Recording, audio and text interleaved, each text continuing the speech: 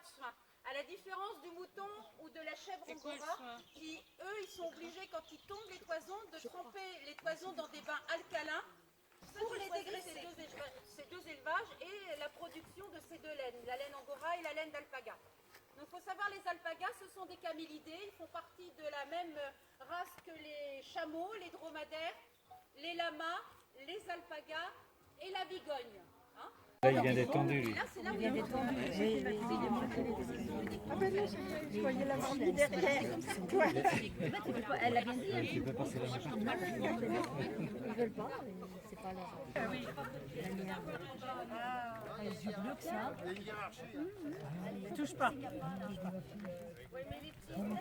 Vas-y Marie, ça ne met pas, vas-y. Ah oui, maman, j'ai Ils ne viennent plus près. Bah dis donc, t'es gourmand toi. Le sevrage a lieu, la maman le serve. La maman qui. Ah oui. Voilà, il n'est pas encore assez confiant. Il faut attendre qu'il ait 1 an, parce que là, ils sont pas vieux, ils sont de début juillet, mes petits loulous là. Ah oui, oui.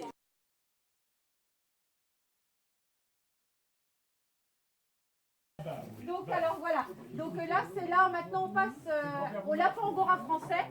Donc il faut savoir que le lapin angora français est le seul lapin qui a un gène de mue naturel. Donc il faut savoir que tous les 90 à 110 jours, son poil meurt. Le bulbe également. C'est pas le lapin, c'est que son poil. Donc il faut savoir qu'à chaque fois on est en train de parler d'épilation. Mais non, on va parler d'épilation si on tire sur quelque chose. Voilà, vous pouvez la caresser, ça vous donne une idée de la longueur du poil.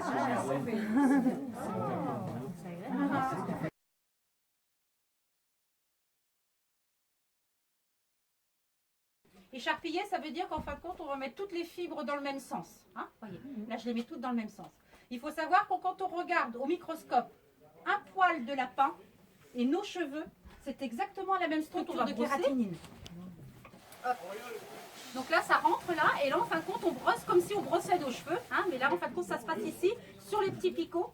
À savoir que la grosseur des petites piques qu'il y a sur une brosse correspond à la grosseur de laine. Donc, je ne sais pas si vous avez déjà vu des cardines, là. Ils sont tous accrochés les uns dans les autres. Voilà, j'ai plus les petits morceaux de 10-12 cm, non, j'ai toute une longueur. On étire la fibre pour en fin de compte l'affiner au maximum, lui donner une résistance, mais ce qu'il faut, voilà, c'est un tour de main.